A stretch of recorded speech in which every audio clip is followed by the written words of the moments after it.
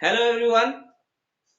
Uh, Today we will discuss the religious movement that had been occurred between the 6th and 4th century BC. 600 BC to 400 BC. हम लोग आज religious movement के बारे में पढ़ेंगे जो कि 600 BC और 400 के BC के बीच में स्टार्ट हुआ था. ठीक है, रिलीजियस मूवमेंट. ओके, देखिए पहले हम इसके बैकग्राउंड को समझेंगे कि ये रिलीजियस मूवमेंट क्यों स्टार्ट हुआ. ठीक है, तो at the beginning of religious movement क्या टाइम पीरियड था? 400 BC to 600 BC to 400 BC, और इसी को हम कहते हैं पोस्ट वैदिक एरा. पोस्ट वैदिक एरा, ठीक है, क्योंकि आपको पता है कि 1000 BC टू 600 BC तक कौन सा एरा था? लेटर वैदिक एरा. और वैदिक एज खत्म होने के बाद 600 टू 400 BC को हम पोस्ट वैदिक एरा बोल सकते हैं. और इस काल में बहुत सारे रिलीजियस मूवमेंट हुए. रिलीजियस मूवमेंट का मतलब क्या होता है? मूवमेंट का मतलब होता है बड़े पैमाने पे कोई भी एक्टिविटी होना. बड़े पैमाने पे कोई भी एक्टिविटी होता है उसे हम मूवमेंट बोलते हैं. ठीक है, तो रिलीजियस मूवमेंट का मतलब डिफरेंट टाइप ऑफ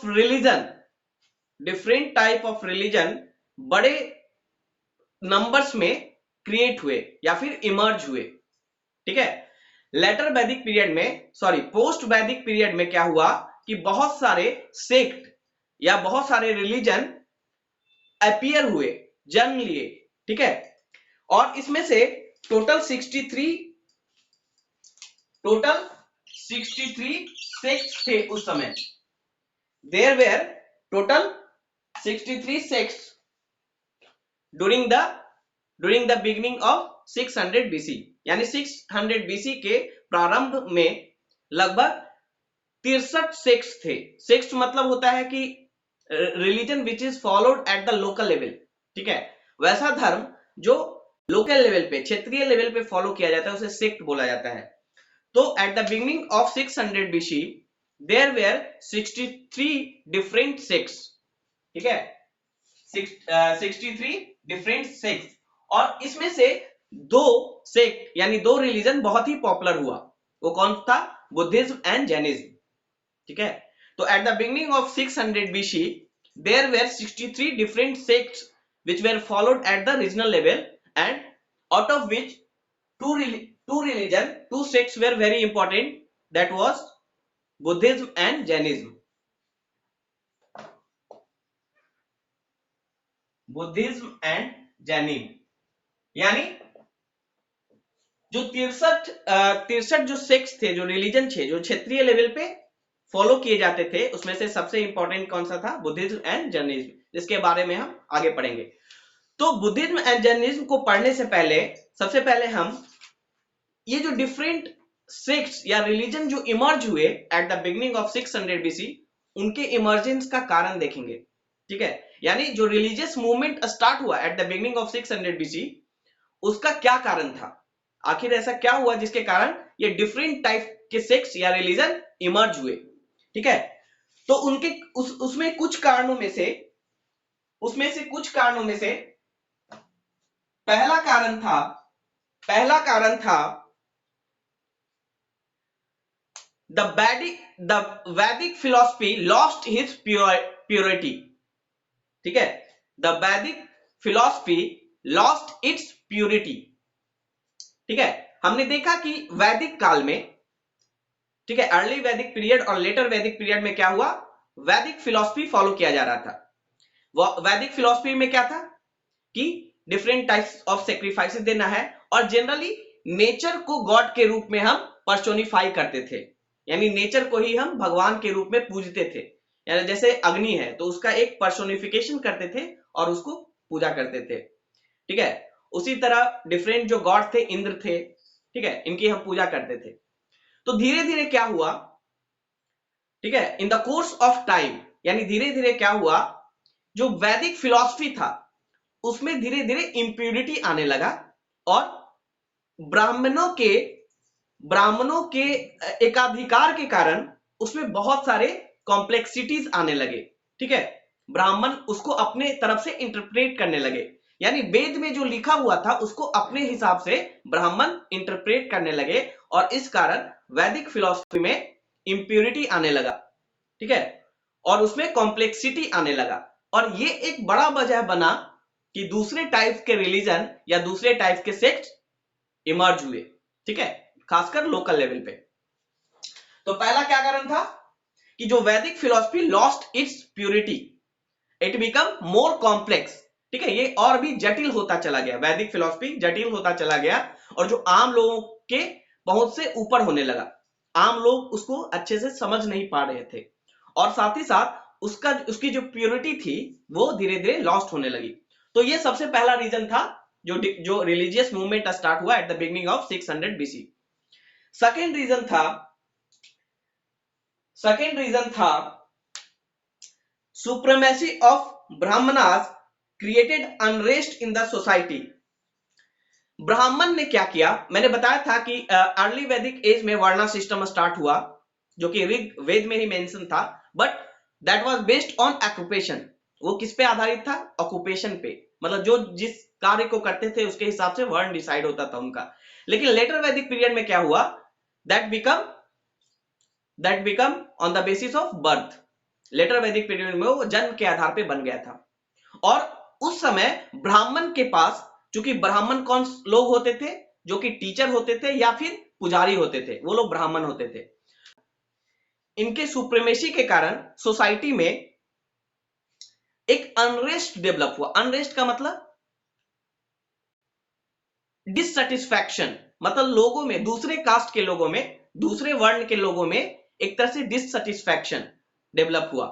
ठीक है, और खासकर जो क्षत्रिय थे, वो क्षत्रियों में एक तरह का ये भावना डेवलप हुई कि ब्राह्मण अपने हिसाब से काम कर रहे हैं और ये अपने आप को सुपीरियर समझ रहे हैं।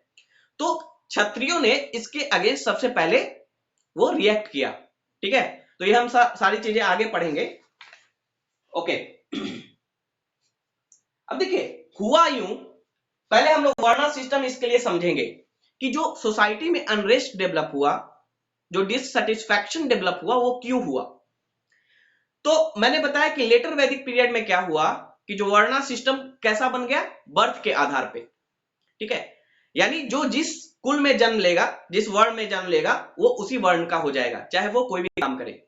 ठीक है, तो इस वर्णा सिस्टम में सबसे ऊपर में, इस वर्णा सिस्टम के हायरार्की में सबसे ऊपर ब्राह्मण्स को रखा गया। ठीक है, और ब्राह्मण्स को कुछ प्रिविलेज दी गई। प्रिविलेज मतलब कुछ सुविधाएं दी गई, क्योंकि वो हायरार्की में सबसे ऊपर था तो उन्हें कुछ सुविधाएं दी गई। जैसे उन्हें टैक्स नहीं देना था, वो टैक्स नहीं भरते थे। दूसरा, वो पनिशमेंट से उनको एग्जेम्प्ट किया गया, यानी अगर वो कोई गलती करते हैं तो उन्हें पनिशमेंट नहीं दिया गया। तीसरा कि उन्हें दान में बहुत सारे गिफ्ट दिया जाता था। तो ये सारे कुछ प्रिविलेज थे जो ब्राह्मण्स के पास थे। हायरार्की में दूसरे नंबर पे थे क्षत्रिय, और क्षत्रिय क्या करते थे, वॉर लड़ते थे।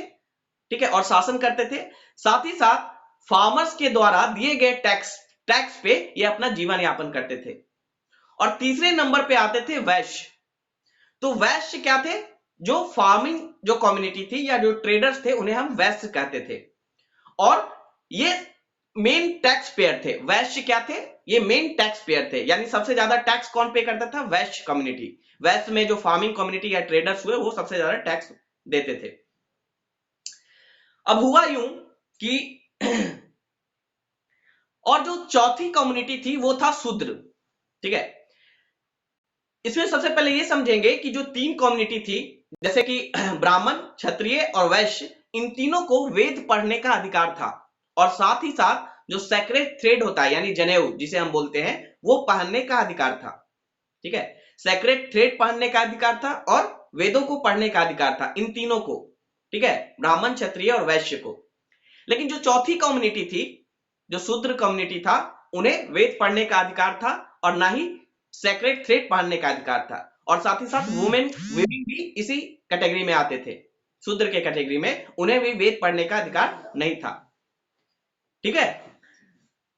और इनमें से कुछ, शूद्र में से कुछ को अनटचेबल्स कहा गया, यानी अछूत बोला गया। ठीक है। तो इस तरह से क्या हुआ कि एक डिससेटिस्फैक्शन क्रिएट हुआ सोसाइटी में, एक अनरेस्ट क्रिएट हुआ। और साथ ही साथ ये जो डिफरेंट कम्युनिटी के लोग थे, जैसे वैश्य और क्षत्रिय, इनको लगा कि ये ब्राह्मण अपने हिसाब से चीजों को सेट कर रहे हैं। ठीक है। इन्हें एक डिससेटिस्फैक्शन क्रिएट हुआ कि क्षत्रियों को सेकंड नंबर पे क्यों रखा गया है या वैश्य को थर्ड नंबर पे क्यों रखा गया है। तो इन्होंने रिएक्ट किया, ब्राह्मण के जो एकाधिकार था उसके खिलाफ इन्होंने रिएक्ट करना स्टार्ट किया। और इस रिएक्शन का ही सबसे बड़ा रिजल्ट क्या आया, ये रिलीजियस मूवमेंट।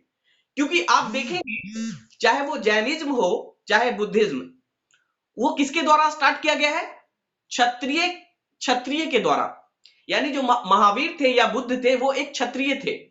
ठीक है। तो सबसे ज्यादा जो रिएक्शन किया ब्राह्मण्स के जो सुप्रीमेसी के खिलाफ, जो सबसे बड़ा रिएक्शन आया, वो किसके तरफ से आया, क्षत्रिय के खिलाफ से, कि क्षत्रिय को सेकंड रैंक क्यों दिया गया है, या फिर ये वर्णा सिस्टम को स्ट्रांगली क्यों फॉलो किया जा रहा है, ब्राह्मण्स को क्यों सुप्रीमेसी है। तो ये जो सबसे बड़ा रिएक्शन आया किसके द्वारा आया, क्षत्रियों के द्वारा, क्योंकि जो महावीर थे और बुद्ध थे वो एक क्षत्रिय थे।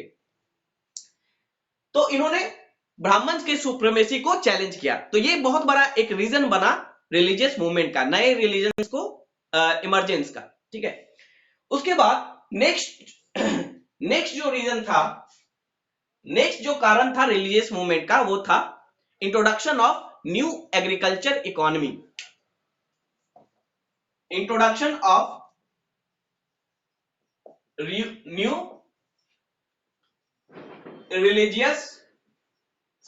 New agriculture economy.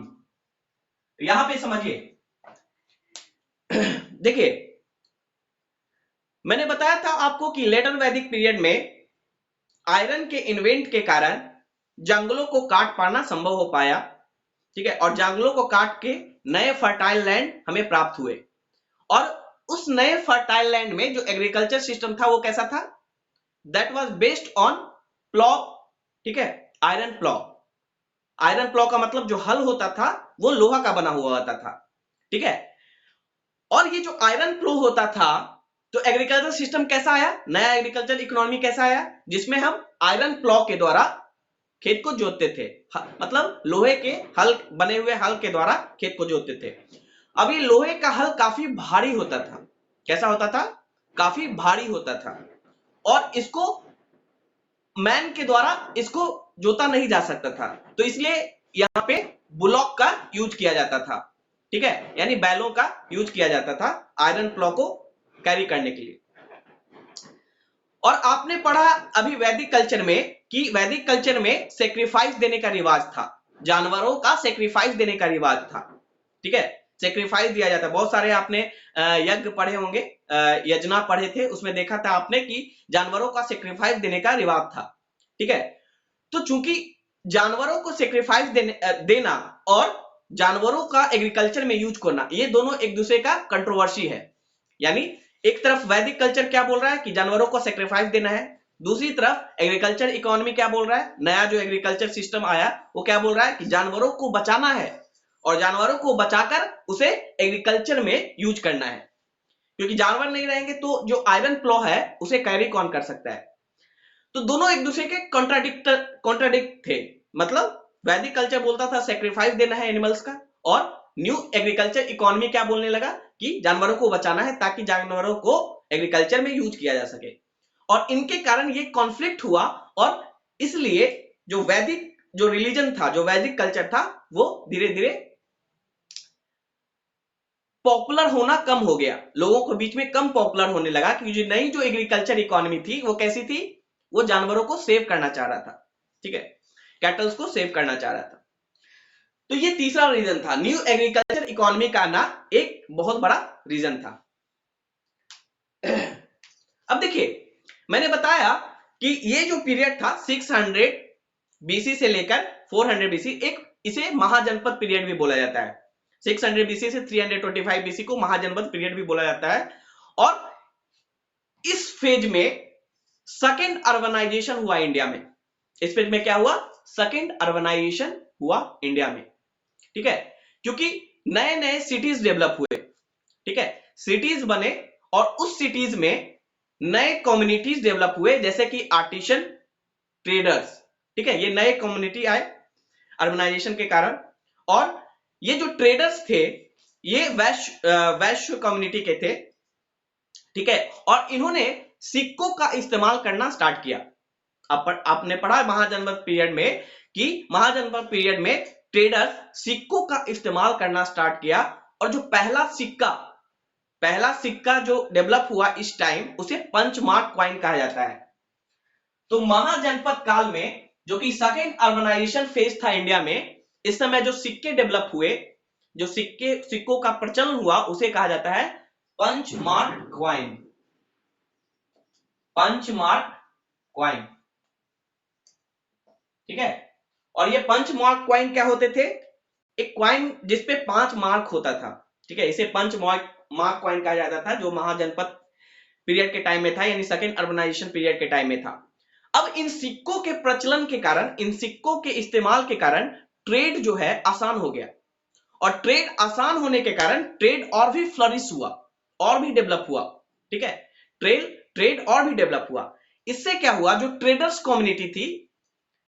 कम्युनिटी थी उनका इंपॉर्टेंस बढ़ा सोसाइटी में, और उनके पास वेल्थ भी बढ़ा, उनके पास पैसा धन बढ़ा, और उनका इंपॉर्टेंस भी बढ़ा, क्योंकि ट्रेड बहुत ज्यादा फ्लरिश हो गया था। अब ट्रेडर्स किस में आते थे?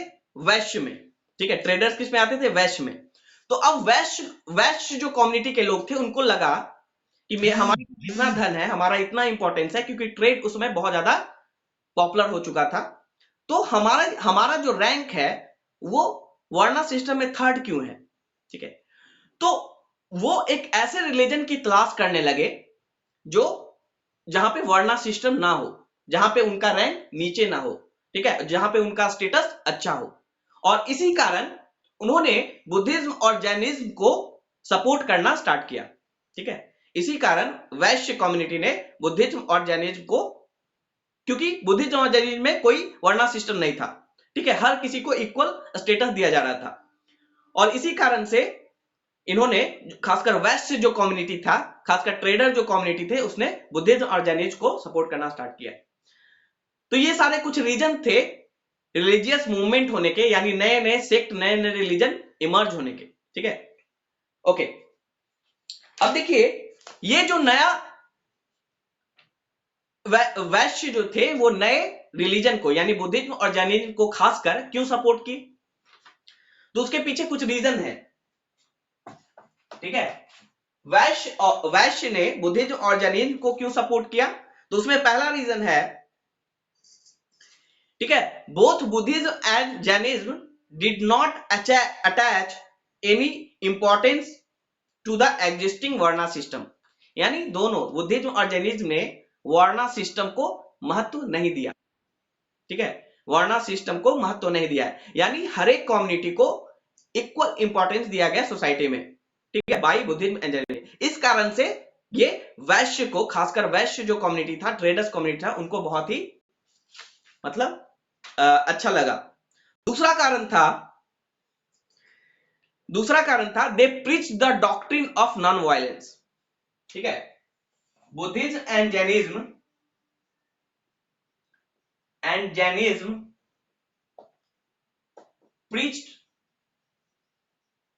preached the doctrine of non-violence। अब देखिए इस डॉक्ट्रिन के कारण वैश्य क्यों अट्रैक्ट हुए जैनिज्म और बुद्धिज्म से। देखिए वैश्य कम्युनिटी का, यानी ट्रेडर्स कम्युनिटी का मानना था कि अगर वॉर को एंड किया जाए, अगर पीस इस्टेब्लिश किया जाए, तो क्या होगा? वॉर को एंड करके अगर पीस इस्टेब्लिश किया जाए तो ट्रेड को बढ़ावा मिलेगा, ठीक है, ट्रेड को बढ़ावा मिलेगा और इन्हें और भी ज्यादा फायदा होगा, क्योंकि ट्रेड में वॉर का कोई इंपॉर्टेंस नहीं है, जहां पे पीस होगा वहीं पे ट्रेड डेवलप होगा। ठीक है, तो वैश्य कम्युनिटी चाहते थे कि पीस डेवलप हो, हिंसा ना हो, अहिंसा डेवलप हो। ठीक है, वॉर खत्म हो जाए, ताकि ट्रेड को डिफरेंट जो महाजनपद थे, डिफरेंट जो किंगडम थे, उसके बीच में ट्रेड को प्रमोशन मिले। ये कब होगा? जब उनके बीच वॉर खत्म होगा। यानी वैश्य कम्युनिटी यानी ट्रेडर्स क्या चाहते थे कि पीस डेवलप हो, अहिंसा को प्रमोट किया जाए, हिंसा को नहीं। और बुद्धिज्म और जैनिज्म किस पे बेस्ड था? डॉक्ट्रिन ऑफ नॉन वायलेंस पे, अहिंसा पे आधारित था बुद्धिज्म और जैनिज्म। इसके कारण ये लोग बुद्धिज्म और जैनिज्म के प्रति ज्यादा अट्रैक्ट हुए। ठीक है, और चूंकि जो वैश्य कम्युनिटी था उनके पास धन था, वेल्थ था, और उस वेल्थ के हेल्प से इन्होंने क्या किया? बुद्धिज्म और जैनिज्म को प्रमोट करना स्टार्ट किया, और जिसके कारण बुद्धिज्म और जैनिज्म बहुत ही पॉपुलर हुआ इंडिया में। ठीक है, तीसरा कारण क्या था? तीसरा कारण था कि जो ब्राह्मणिकल लॉ था, ठीक है, जो ब्राह्मणिकल लॉ था, यानी जो ब्राह्मण जो लॉ बनाए थे, उसमें क्या बनाया था कि सूद पे कर्ज देना एक इलीगल काम है। ब्राह्मण ने लॉ बनाया था, क्या बनाया था कि सूद पे कर्ज देना एक अनैतिक कार्य है। ठीक है, अधर्म का कार्य है। ठीक है, ऐसा ब्राह्मणिकल लॉ था। बट ट्रेड में क्या होता है? ट्रेडर्स क्या करते हैं? सूद पे कर्ज देते थे। ठीक है, तो इसी कारण वो लोग ब्राह्मणिकल जो रिलीजन था, जो वैदिक रिलीजन था, उससे वो सेपरेट होना स्टार्ट हो गए, और उन्हें वो नए रिलीजन के प्रति अट्रैक्ट हुए। ठीक है, तो ये सारे कुछ रीजन थे नए सेक्ट या नए रिलीजन के इमर्जेंस का, खासकर बुद्धिज्म एंड जैनिज्म का। ओके, तो now we will discuss specifically Buddhism and Jainism.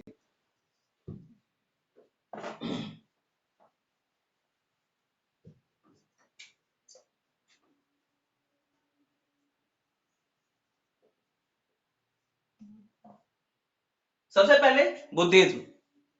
ठीक है, सबसे पहले बुद्धिज्म।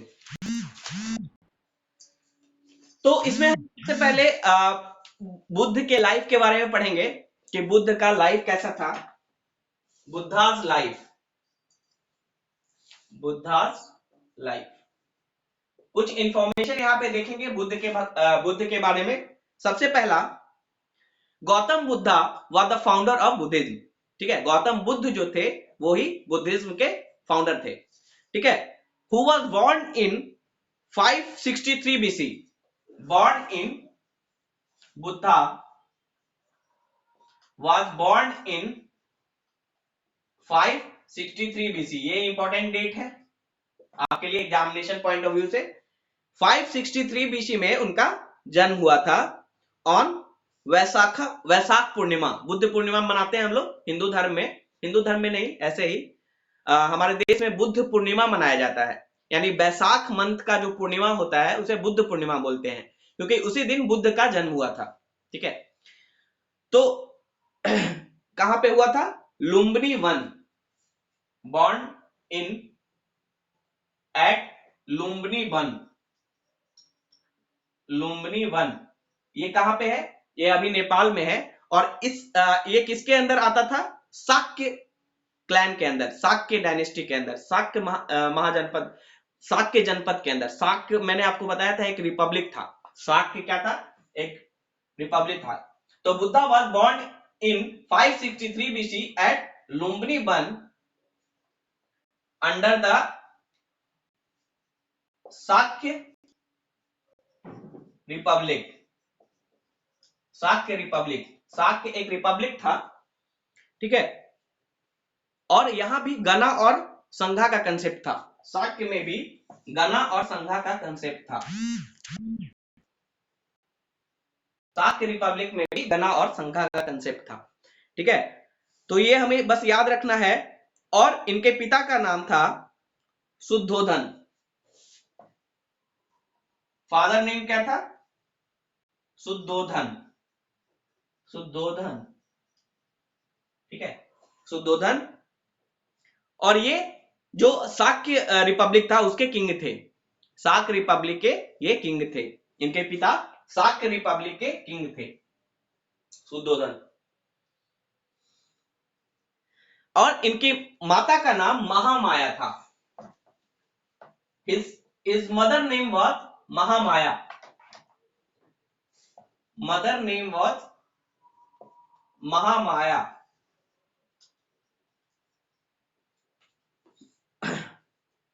और ये कहां की प्रिंसेस थी? Koliya Republic. Koliya Republic. She was princess of. तो ये डेटा भी आप याद रखें, हो सकता है एग्जामिनेशन में फैक्चुअल चीजें पूछ सकता है। She was princess of Koliya. Koliya Republic. मैंने आपको रिपब्लिक जब पढ़ा रहा था तो उसमें बताया था कि कोलिया भी एक रिपब्लिक था, जैसे कि साक के जैसे रिपब्लिक था वैसे कोलिया भी एक रिपब्लिक था। ओके। और इनकी मदर का अर्ली एज में डेथ हो गया था। इनके जन्म के कुछ दिन बाद ही इनके मदर का डेथ हो गया था। तो इन्हें एक धाई माँ ने पाला था जिसका नाम था महाप्रजापति गौतमी। स्टेप मदर थी, स्टेप मदर या आंट बोल सकते हैं। और he was sorry, he was brought up by Mahaprajapati Gautami. और आप आगे देखेंगे कि इनकी जो पहली महिला शिष्या बनी वो महाप्रजापति गौतमी थी। मतलब महाप्रजापति गौतमी भी इनकी शिष्य बनी बाद में। ठीक है, तो he was brought up by Mahaprajapati Gautami. Prajapati Gautami यानी महाप्रजापति गौतमी ने ही इन्हें पाला। Okay, yes, you can call her mother, step mother और आंट। ठीक है, ओके। और इनकी शादी बहुत ही कम एज में हो गई थी। किसके साथ हुई थी? Yashodhara. His wife name was Yasodhara. Wife name was Yasodhara. Yashodhara. ठीक है, और जिनसे इन्हें एक पुत्र की प्राप्ति हुई थी जिसका नाम था राहुल। ठीक है, he had a son whose name was Rahul. He had a son whose name was। तो ये सारे कुछ इंफॉर्मेशन है, पूछा जा सकता है। was Rahul. Okay, Rahul. Okay,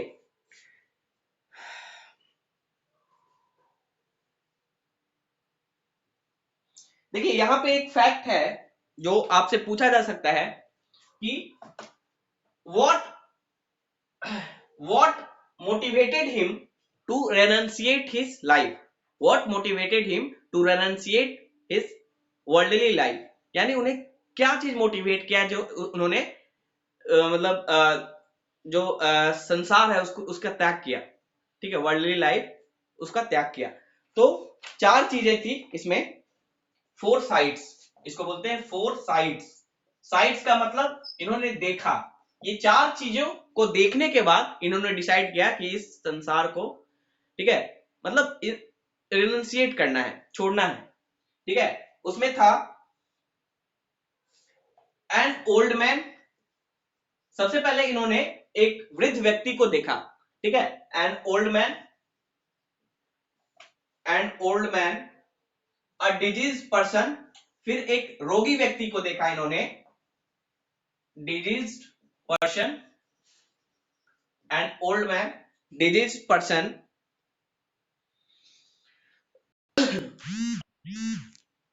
a dead body and a aesthetic.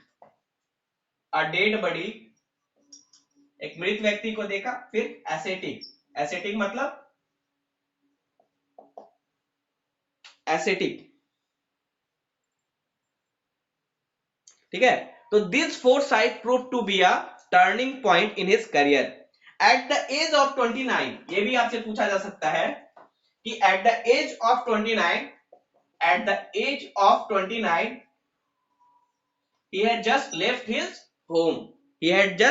his home. He renounced home. इन्होंने घर का त्याग कर दिया। ठीक है, दिस वॉज हिज। इस घटना को यानी at the age of 29 he renounced his home.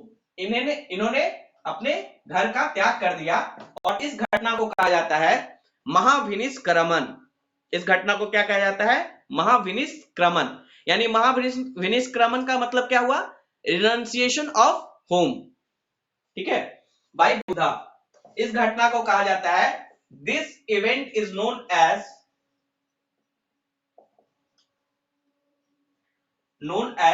महाविनिष्क्रमण।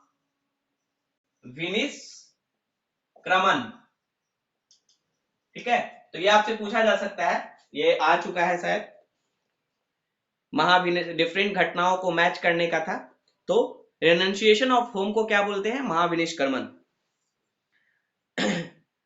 उसके बाद ये कई दिनों तक भटकते रहे, कई दिनों तक मतलब वैंडरिंग करते रहे, मतलब यहां वहां घूमते रहे, और लास्ट में इनका जो फर्स्ट टीचर था, उसका भी नाम इंपॉर्टेंट है। इनका जो फर्स्ट टीचर था जिससे इन्हें ज्ञान मिला, उनके फर्स्ट टीचर का नाम था अलारा कलमा। His first teacher was ALARA Karma. ठीक है, तो ये नेम इंपॉर्टेंट है, अलारा कलमा, अलारा कलमा। ये एक फिलोसफर था, सांख्य फिलोसफर। हमने फिलोसफर पढ़ा था, 6 टाइप ऑफ इंडियन फिलोसफी था, उसमें एक सांख्य फिलोसफी था। तो ये जो फिलोसफर था वो क्या था? एक सांख्य फिलोसफर था, एक सांख्य फिलोसफर था, दार्शनिक। ठीक है, इंडियन हिस्ट्री में 6 फिलोसफी हैं, उनमें से एक फिलोसफी है सांख्य फिलोसफी। तो ये जो अलारा कलमा था वो एक सांख्य फिलोसफर था। Okay, yes. From him he learned the technique of meditation। ठीक है, मेडिटेशन करने की कला इनसे प्राप्त हुई। ठीक है, from him he learned the technique of meditation, और उसी मेडिटेशन के द्वारा उन्होंने ज्ञान की प्राप्ति की। Meditation is a important tools to achieve the knowledge. ठीक है, मेडिटेशन क्या है? जो हमें हमारे सोल को आत्मा को परमात्मा से जोड़ता है। यानी हम जो ब्रह्मांड का जो साइकिल है, उस साइकिल के साथ हमारे बॉडी को अलाइन करता है। मेडिटेशन क्या करता है? ध्यान क्या करता है? हमारे बॉडी को ब्रह्मांड का जो अलाइनमेंट है, जो स्ट्रक्चर है, ठीक है, उसके साथ हमारे बॉडी को जोड़ता है, और उससे क्या होता है? एनर्जी ट्रांसफर होता है। देखिए, मेडिटेशन में क्या होता है कि मेडिटेशन में क्या होता है? ब्रह्मांड की जो एनर्जी है वो हमारे अंदर ट्रांसफर होती है। ठीक है, और हमारा जो अंदर का ज्ञान का जो चक्र है वो जागृत होता है। और मेडिटेशन कब होता है? जब जो ब्रह्मांड की जो ज्योमेट्री है, उस ज्योमेट्री के साथ हम अपने बॉडी के ज्योमेट्री को अलाइन कर सके। इसलिए बोला जाता है मेडिटेशन हमेशा एक फिक्स पोज में किया जाता है। आपने यौगिक को देखा होगा मेडिटेट करते हुए, एक सर्टेन पोज में मेडिटेशन करते हैं। ठीक है, तो वो पोज क्या है? हम अपने बॉडी के ज्योमेट्री को वो ब्रह्मांड की ज्योमेट्री के साथ अलाइन करते हैं, ताकि एनर्जी ट्रांसफर हो और हमारा जो ज्ञान का जो चक्र है वो जागृत हो, और उसे हमें ज्ञान की प्राप्ति होती है। तो बुद्ध के साथ भी ऐसा ही कुछ हुआ। तो he learn the technique of meditation from Alara Kalama. Okay, अब देखिए यहां पे डिफरेंट इवेंट के साथ, ये हम बाद में देखेंगे, पहले ये देखते हैं कि हिज नेक्स्ट टीचर वाज, इनका जो अगला जो टीचर था। ठीक है, तो ऐसा नहीं है कि बुद्ध को अपने आप ही ज्ञान की प्राप्ति हुई। बहुत लोगों को ये लगता होगा कि वो बैठ गए पीपल के नीचे और उन्हें ज्ञान की प्राप्ति हुई। ऐसा नहीं है। ये जो ज्ञान की उन्हें जो प्राप्ति हुई थी, जो निर्वाणा प्राप्त हुआ था, वो वेरियस स्टेज के थ्रू हुआ था। मतलब कई टीचरों के द्वारा, कई गुरुओं के द्वारा उन्हें इस ज्ञान की प्राप्ति हुई थी। तो पहला जो गुरु थे जिसके बारे में बताया, जहां से उन्होंने मेडिटेशन के बारे में सीखा। जो दूसरा गुरु थे उद्रक रामपुत्रा। His second teacher was उद्रक रामपुत्र। उद्रक रामपुत्र। ठीक है, ये दूसरे टीचर थे। And at the age of 35, यानी सोचिए 29 इन्होंने घर को छोड़ा और 6 साल तक ये भटकते रहे, घूमते रहे, और 6 साल घूमने के बाद, भटकने के बाद, एट द एज ऑफ 35, ठीक है, at the age of 35 under a peepal tree at Uruvela, ठीक है, तो at the age of 35, at the age of 35 under the people tree at Uruvela, तो ये जगह का नाम आपको याद रखना है, उर्वेला। ये कहां है? ये बोध गया में था उस समय, बोध गया में। उर्वेला अभी प्रेजेंट में बोध गया में, ठीक है। On the bank of river Niranjana, ये भी पूछता है किस रिवर के बैंक पे? On the bank of river Niranjana, river Niranjana,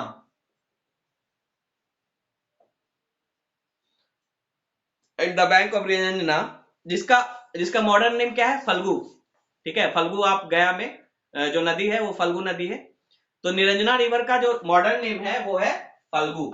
modern name क्या है निरंजना का? जो बिहार के बाहर के लोग होंगे उन्हें नहीं पता होगा, लेकिन जो बिहार के हैं उन्हें पता होगा कि बोध गया या गया में कौन सा रिवर है? फल्गु, और उसी का नाम था Niranjana. Modern name is Phalgu, ठीक है। ही अटेंड इनलाइटेनमेंट, ठीक है। इनलाइटेनमेंट का मतलब होता है ज्ञान की प्राप्ति, ठीक है। मतलब सत्य क्या है, फिर असत्य क्या है, और ये जो लाइफ का साइकिल है वो क्या है, the cycle of life and death क्या है, इसके बारे में ज्ञान होना, ये होता है इनलाइटेनमेंट, ठीक है। और इन्हें जो इनलाइटेनमेंट प्राप्त हुआ वो कैसे हुआ? ये 49 डेज तक मेडिटेशन करते रहे बिना खाए पिए, 49 दिनों तक ये मेडिटेट करते रहे, ठीक है, ध्यान में रहे बिना खाए पिए, ठीक है। और ज्ञान की प्राप्ति के बाद इन्हें क्या बोला गया? बुद्धा। बुद्धा का मतलब होता है one who is enlightened, Buddha का मतलब होता है वन हु इज इनलाइटेंड, मतलब जिसे ज्ञान की प्राप्ति हो गई हो उसे ही हम बुद्धा बोलते हैं, बुद्ध, जिसे बुद्धि की प्राप्ति हो गई हो। और तथागत, ठीक है। तो जैसे ही ये इनलाइटमेंट हुए इन्हें क्या बोला गया? बुद्धा या तथागत,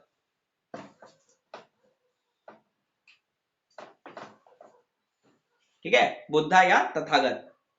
इन्होंने अपना फर्स्ट सरमन का मतलब होता है फर्स्ट स्पीच या फर्स्ट टीचिंग, ठीक है। जो पहला सरमन था यानी जो टीचिंग थी इनकी, ठीक है, वो कहां दिया इन्होंने? सारनाथ में। he delivered his first sermon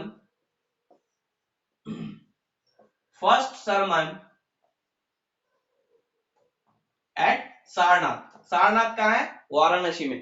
Varanasi में एक जगह है, ठीक है, सारनाथ नियर वाराणसी, ठीक है।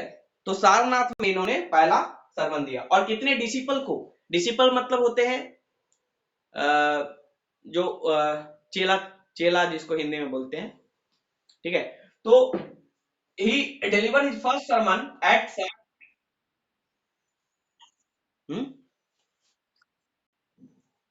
अनुयायी, शिष्य बोल सकते हैं। अनुयायी और शिष्य में अंतर है। अनुयायी का मतलब होता है जो फॉलो करता है, हो सकता है वो आपका शिष्य हो ना हो, आपको बस फॉलो करता है वो।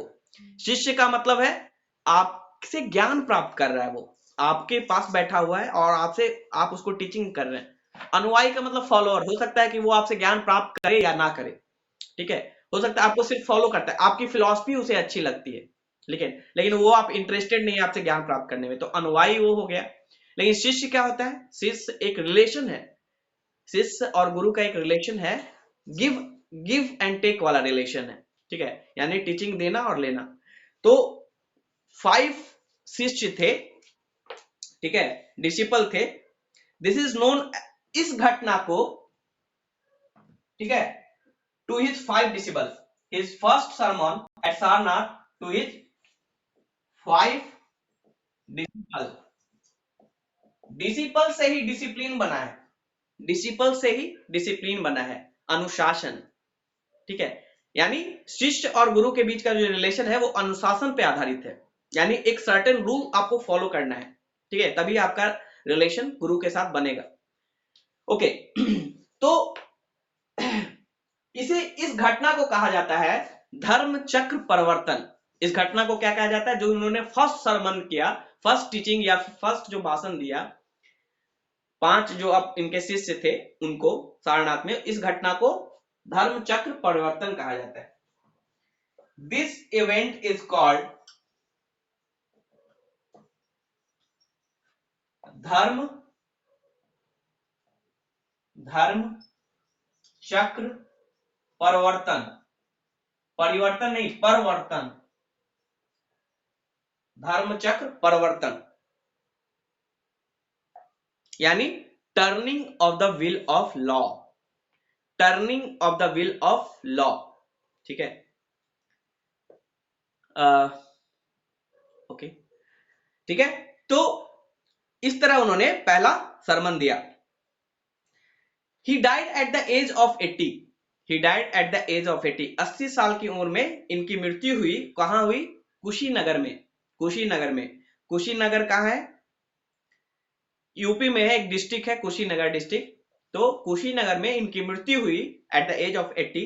इसके पीछे बहुत सारी घटना मतलब कहानियां हैं।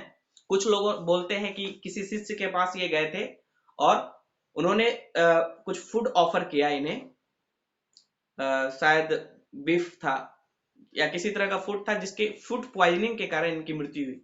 तो ये एक मतलब कहानी है, कई सारी कहानियां इनकी मृत्यु के पीछे।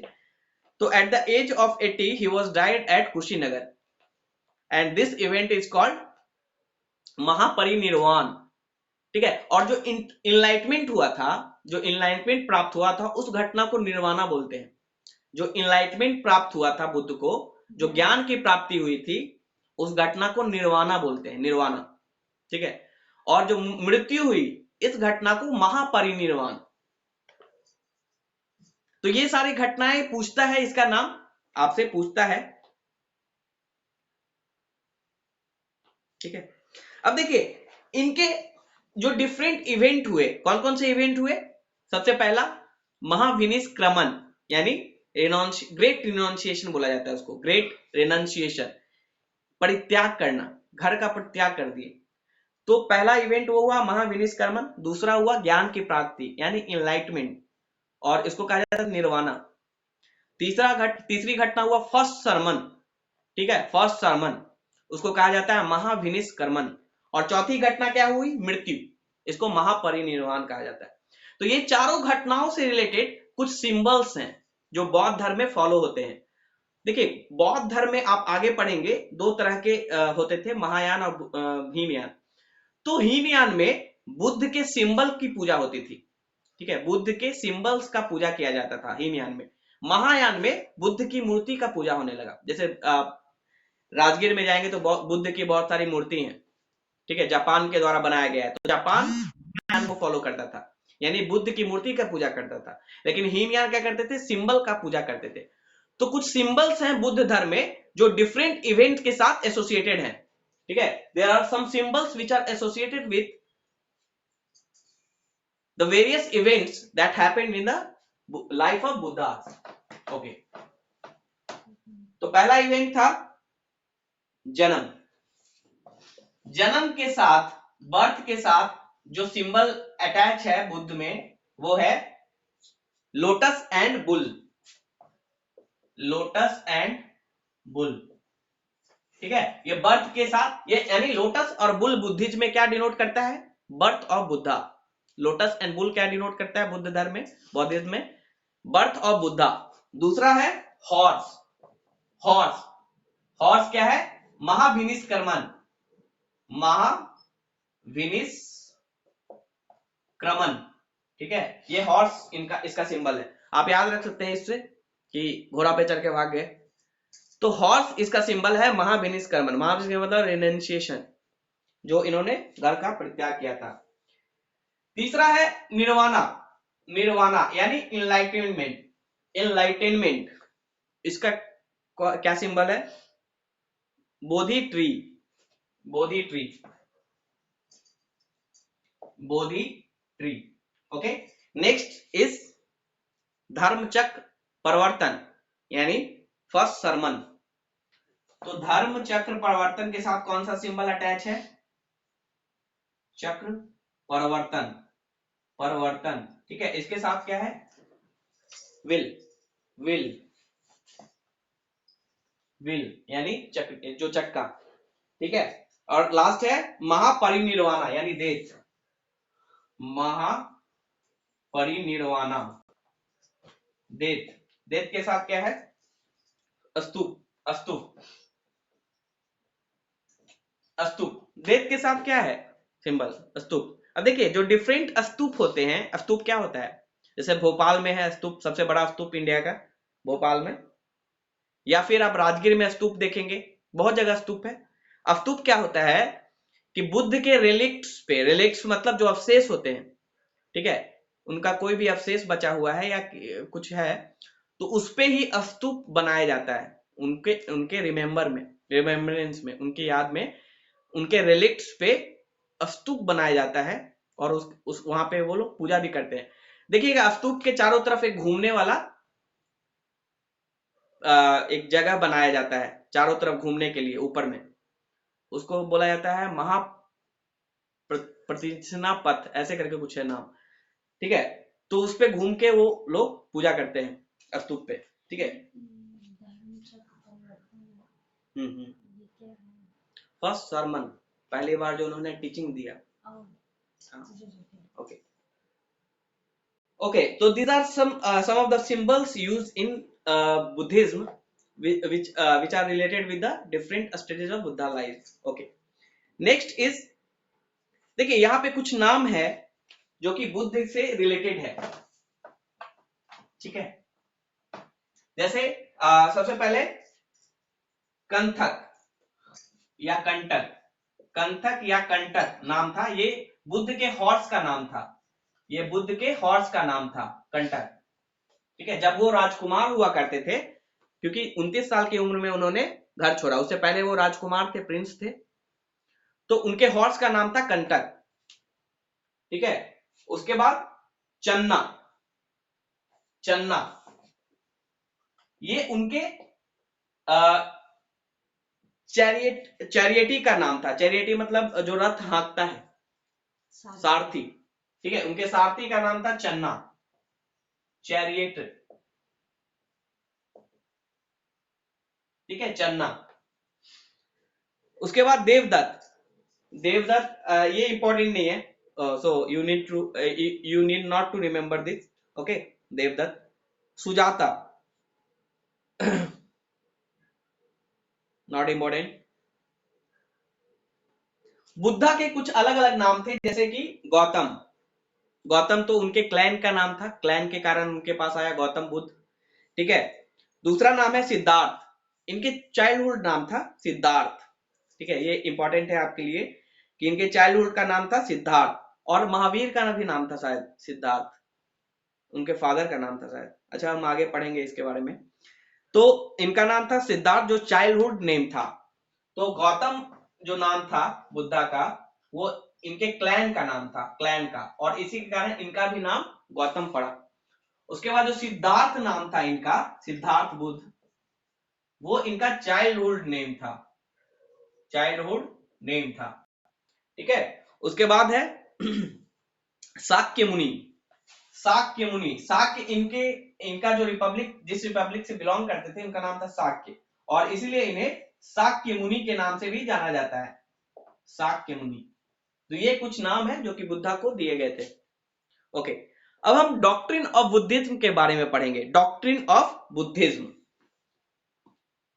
and we will discuss the doctrine of Buddhism in the next lecture. Okay, thank you.